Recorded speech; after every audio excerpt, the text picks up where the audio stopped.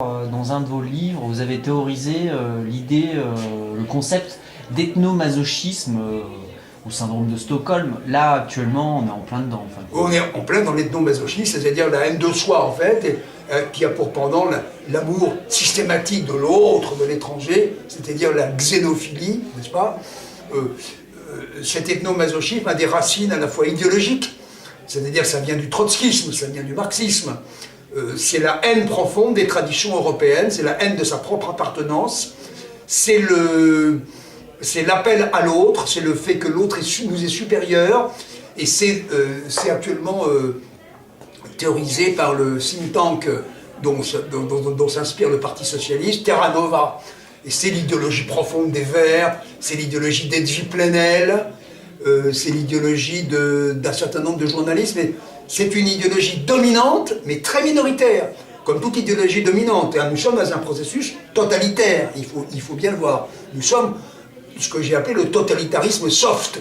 C'est-à-dire, c'est pas un totalitarisme dur à la soviétique ou comme le régime nazi, c'est un totalitarisme soft. C'est-à-dire, c'est un totalitarisme où vous êtes puni si vous êtes islamophobe. Il y a encore eu récemment une augmentation de la répression sur tout un tas de critères où on va pénaliser un certain nombre de délits de presse. Non, on va les pénaliser, hein, c'est très grave.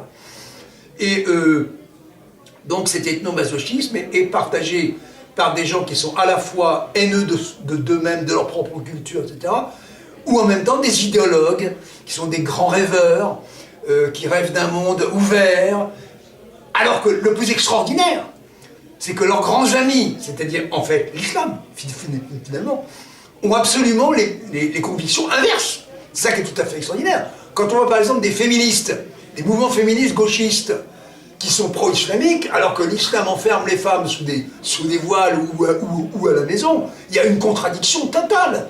C'est une religion idéologique qui est antiféministe, qui est machiste, qui est anti-égalitaire, qui est antidémocratique, et c'est des gens comme Edwy Plenel et d'autres qui se disent, etc., qui sont, moi j'appelle ça l'islamo-gauchisme. L'islamo-gauchisme. En fait, ces gens-là, ils ont tous, au fond, non seulement ils ont la haine des traditions et des peuples européens de souche, mais ils ont aussi la haine de la démocratie. Ils ont aussi la haine de la laïcité. Pourquoi ils ont la haine de la démocratie? Il y a une parenté entre le marxisme et l'islam. De même, dans certains idéologues d'extrême droite, que je ne citerai pas, sont attirés. Pourquoi? Qu'est-ce qui attire dans l'islam tous ces idéologues marxistes? C'est que c'est le premier totalitarisme de l'histoire. Ça les fascine, ce totalitarisme. Tout expliquer,